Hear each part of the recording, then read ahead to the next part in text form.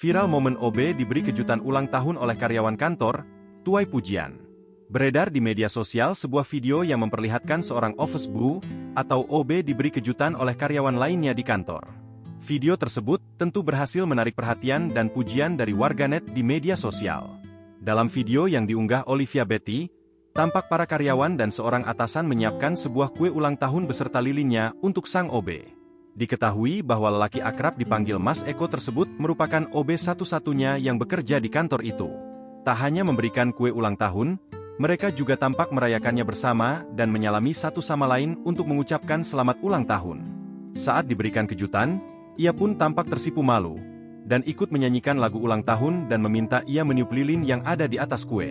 Tampak suasana kekeluargaan dan haru dari video tersebut yang berhasil menuai pujian dari warganet. Di akhir video, terlihat potret kebersamaan seluruh karyawan dan Mas Eko foto bersama dengan kuenya tersebut. Pengunggah pun menuliskan keterangan dalam foto tersebut, bahwa ia bersyukur memiliki lingkungan kerja yang saling mengapresiasi dan menghargai. Mereka tak lupa untuk selalu merayakan ulang tahun setiap karyawannya di kantor dan membagikan makanan. Kini video itu sontak menarik perhatian dari warganet. Tak sedikit dari warganet yang memuji kebaikan para karyawan tersebut yang tidak membedakan satu sama lain.